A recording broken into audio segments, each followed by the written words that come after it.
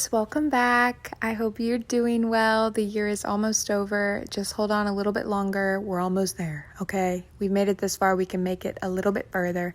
Anyways, I'm so excited for this video. I have quite literally been waiting a year to make it. These ranking videos at the end of the year are always my favorite things to do. I work on my list throughout the entire year. It's so exciting. So I'm going to be ranking girl group comebacks from 2020 in my personal preference. A lot of things are taken into account as I rank. It's not just the song, it's the entire comeback, the entire serve. Everything's important in these videos. There are no debuts in this ranking, simply just comebacks. So this is going to be a chatty long video, so grab a snack, grab a drink. I have my strawberry lemonade right here. You already know I've come prepared. So yeah, let's stop wasting more time. Let's just get started with number 15 and work our way up to number 1. Let's go.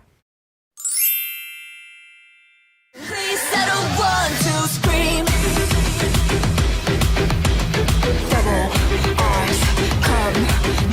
Dreamcatcher has been a girl group that has evoked a lot of curiosity in me over the years, and I felt like Scream was the comeback that gave me a legitimate reason to fully tune into them, and I'm so happy I did. Scream was the song I was waiting for Dreamcatcher to release, and not to mention this album, it is crazy good. It's an entire masterpiece.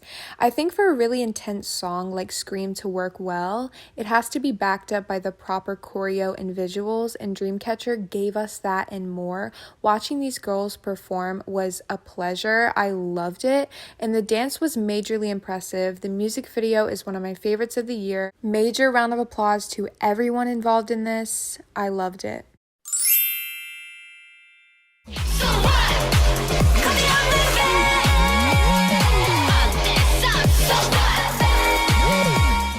In what was a rather dark and depressing year, Luna somehow managed to never lose momentum. So What is a song that you either get or you don't get.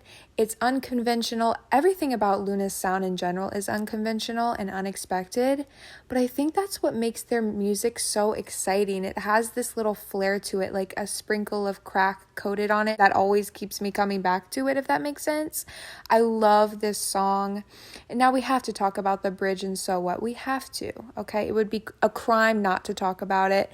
It is actually the greatest bridge I think that's ever been released. So mark my words, I love this comeback. Cause I'm not shy. Not shy, not me.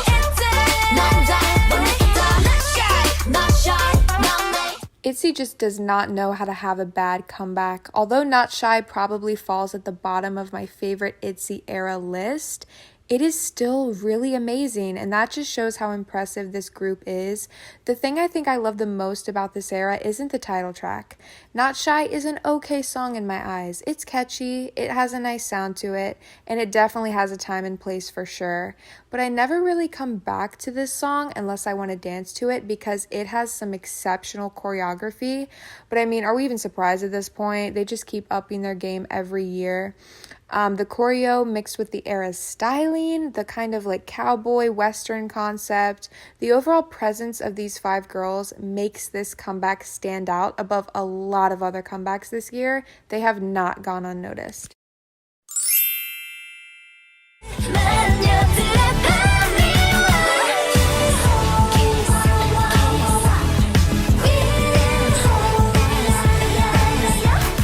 This concept, oh my god, one of my favorites of the entire year. The medieval princess kind of like fairy tale vibe, I was all over it. I love to see women getting experimental. I hope to see more of that in 2021. Let's get weird, people. But when I first heard Apple and the chorus was approaching, I was saying to myself in my head, I'm like, please be good, please go hard, because some GFRIEND songs just don't hit me right and kind of fall flat, but Apple has this sound to it that I instantly became drawn to. The chorus is so good. Everything about this release was just beautiful. Whoever GFRIEND has as their stylist, girl, hold on to them tightly because GFRIEND has some of the best styling in the game. Congratulations to them. The era, the looks, nothing short of spectacular.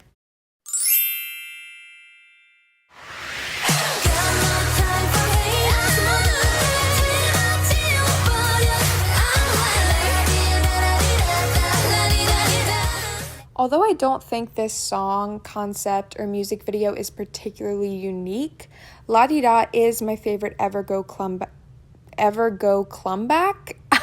It is 2 a.m., so who's to blame? Anyways, this is my favorite Everglow comeback to date. I would not call Everglow trendsetters in this industry. They seem to follow and emulate the moving world around them, which, I mean, it is what it is.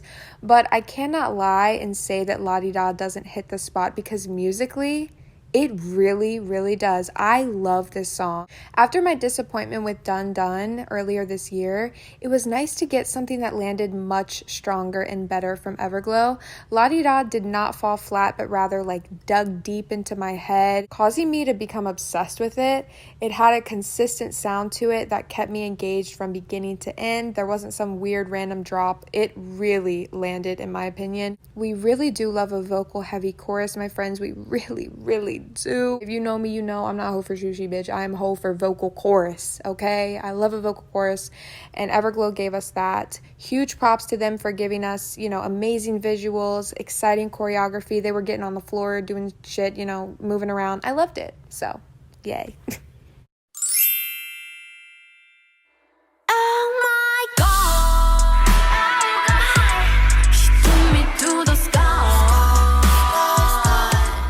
I am so happy G-Idol released Oh My God when they did. This is undeniably a work of art. From the production of the song, to the lyrics, to the music video, the choreography, all of it is so meticulously designed to make for a really impactful experience. Who is putting together releases like this? Who is? Your faves aren't. Your faves aren't doing it. I'm sorry. I don't care who your faves are, they're not doing it, okay? Oh My God was so beautiful. The song is such a roller coaster of emotions. I don't honestly listen to it that much, but it's there when I need it, you know what I mean? From the pre-chorus to the chorus itself, the rap, oh my God. All of it is so well done. It's one of, if not G-Idol's most memorable and iconic eras. I'll finish this by saying one word: Soojin, okay? Soojin. Boy.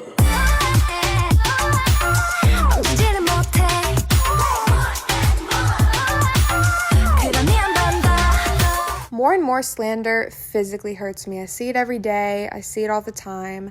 But I do think the critique is mainly centered around the song itself. More and More is not a typical Twice song. It has an empty chorus. It's almost tropical house-ish, which is interesting to come from Twice, but honestly, it gagged me, so I don't even care.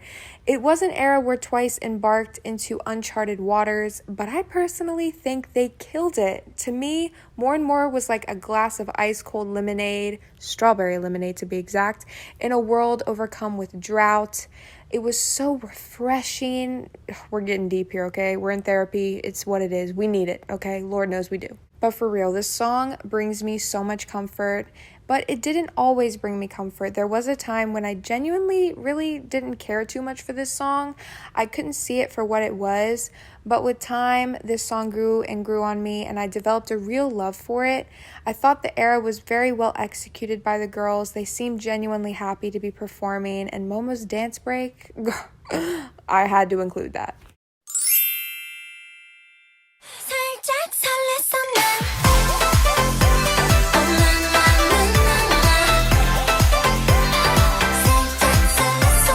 Although I don't know much about Oh My Girl, they're still kind of a mysterious group to me, and honestly, I don't really care to stan them, just personally. But Nonstop was a moment in time this year that did not go unnoticed.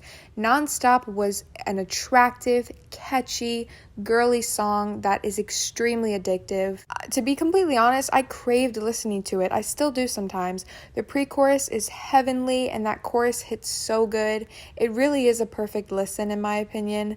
I wasn't really crazy about the concept or music video specifically, but the live stages were so enjoyable because I loved the song so much, so I loved watching it, being performed.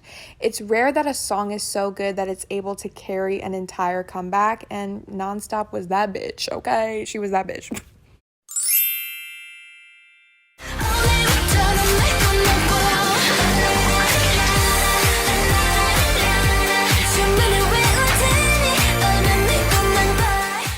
April came back after 2 years with one of my favorite songs of the year, La La Li La La. It's like the producers of this song entered my dreams and created the song I had been waiting for a girl group to release. April has a way of putting out very engaging, high energy songs while also filling them with so much emotion. Listening to April's music is honestly a pleasure, and La La Li La La did not let me down. This comeback brought me so much happiness personally this year, and there was no way I wasn't including it, so she's sitting at number 7 as she should, okay? It's my fiesta.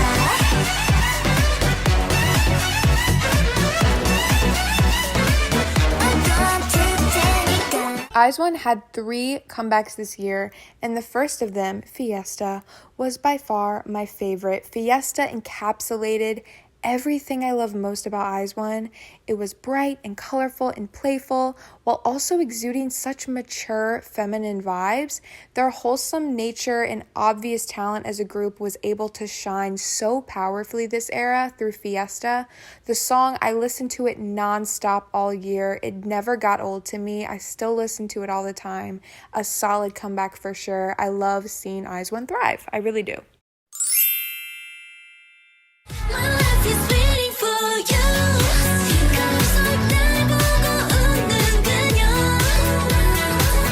So when the teasers dropped and I saw GFRIEND was hopping on the, 80s retro kind of trend, I was so curious to see how they would deliver. And may I just say, GFRIEND properly showed up with Mago. Is that how you say it? Mago, yeah, Mago, whatever the hell that means. But yes, Mago is undeniably a masterpiece. I was just listening to it before I started recording, and I'm like, holy fuck, like this song is so good. Like, how can one song be so good? I just don't get it. But anyways, Mago captured everything I love perfectly into one 3.5-minute song. It's feminine, it's sexy, it's emotional, it's easy to dance and move to. It makes me feel like a bad bitch, I'm in a club somewhere even though I'm not. I fell hard for this, and honestly, Umji's line 6960 magic, girl, I might just have to get that tattooed on my forehead because it is everything. I say it all the time in my head. Honestly, I might even be saying it as a depart from this life. But something I love the most about GFRIEND is that they grow with their music. They never just stick to one thing. Not to mention, their live stages are always some of my favorites to watch across the board. Those outfits, the glam, the glitter, the Chanel, I'm obsessed. Truly an era. I love what they had to say here. And I don't trust anyone that doesn't like this song. I'm sorry, I just don't, okay? Out of control.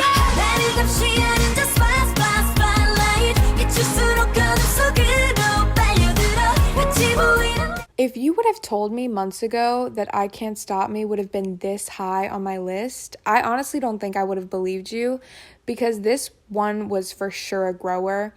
And after letting this song marinate on my eardrums for a hot minute, I've concluded that this is some of Twice's best work to date. It's easily in my top 5 Twice songs of all time. I'm really happy that they gave us their take on the retro 80s style that was popping this year. Honestly, it's a fun song. It's a fun choreo. I honestly probably do this choreo in my sleep. I'm not even joking. I'm obsessed with it. I don't even think I can put into words how much I love I Can't Stop Me, so I'll just say that, I'll just say that. You can, do what you will with it. But my only complaint with this era was the music video. It's honestly a bit subpar for Twice. It didn't make any sense. I still to this day, I'm like, what? Like, I watched it back when I was getting clips to make this video, and I'm like, girl, what are these shots? Like, Jungin's on a fucking motorcycle? Like, what's happening? And then you see, like, Jihyo's toes? Girl, what? I mean, her era, by the way. I was just like, okay, period. But, anyways. But yeah, I Can't Stop Me, obsessed. It had to go at number 4 because it really was that bitch, okay? I'm a little monster.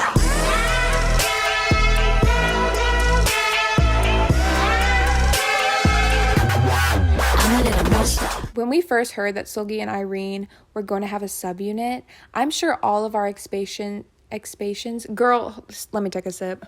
Expectations were through the roof for what they were going to bring, okay? I mean, Red Velvet is no joke in this industry. They are some of the best ones we have in the game, so I knew they were going to come through. And let me just tell you, even with these high expectations, they somehow managed to exceed every one of them. My reaction to this comeback is probably my favorite video I made this year. I'm not even joking. I was obsessed. It's so funny. But yeah, I was addicted to this song as well as its choreo for a long time. I still am. It's all I listened to for a while. It was for sure a staple in my 2020 experience. The music video alone set new standards for girl groups. I mean, honestly, if we don't get like cutout shirts and fucking rainbows and, you know, lesbianism, I don't know what we're going to do, okay? But there are new standards. There's no denying it. It's been set in stone now, okay? Show us what you got, 2021. Anyways. But Monster reminded me of why I love these women so much. Like, honestly, I love them to death. I'd probably take bullets for all of them. Honestly, I would. And then I would come back to life and do it again every day. Okay, I need help. But anyways. And that's what I realized I wanted all along with this comeback, is just to be reminded of how much I love them. And they gave me just that. Thank you.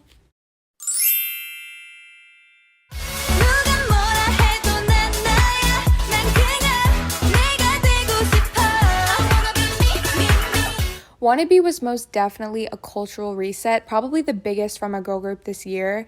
Ryujin's like shoulder move went viral and honestly is one of the most iconic K-pop moments to date, in my opinion. Like, it was really a moment in time. The styling in Wannabe was some of the best I've seen recently. I mean, these outfits that were just coming out, I'm like, how can they top every single stage? It's magnificent to watch. It really is. But every aspect of Wannabe and its delivery made for a hard-hitting and flawless comeback. I looked forward to watching every stage because itsy are just phenomenal performers, and like I said, the outfits, okay? The outfits. I honestly can't wait to see what they do next. I'll be waiting, and I will have my wallet open because I will be supporting.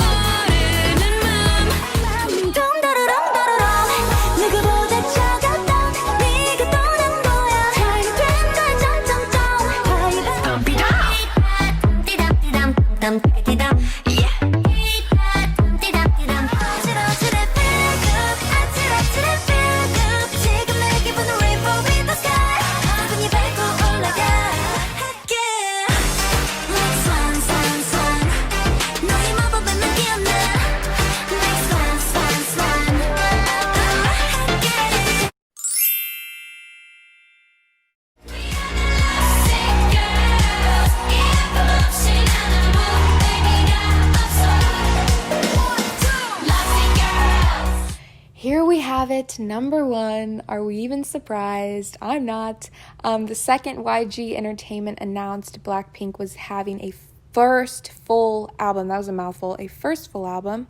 There wasn't a doubt in my mind that the comeback would be high on this list. The girls delivered this year like never before. From the two pre-singles, How You Like That and Ice Cream, to the title track, Lovesick Girls, every song, every performance, every music video was extremely well done, in my opinion. I can't believe we got 3 BLACKPINK music videos in 1 year. Like, seriously? That just kind of hit me just now. Like, that's insanity. For coming back in an entirely new structure for release, I honestly can't see how they could have done any better. I adored every track from the album. All of them are so special to me in their own way. All of them easily made my top 50 songs of the year. BLACKPINK gave us exactly what we craved from them since the first drought years ago. We just want good music. That's it. We just want good music to become obsessed with, to dance to make little TikTok trends to, or whatever the hell the kids are doing these days. We craved bright, beautiful, diverse looks and fashion choices, exciting music videos, and we truly got everything we wanted. I couldn't be more proud of them. 2020 was their year, no question. I truly can't wait to see what they do next. All right, you guys, that concludes this video. I hope you enjoyed it. Please let me know your favorite girl group comebacks of 2020 down below in the comments. I will be reading through them all. I want to hear your thoughts. But yeah, I mean, there were so many girl group comebacks that I did not mention in this video that were so amazing that I was obsessed with. But you know, I had to limit myself. But just know, so many women came through this year, and I love to see it.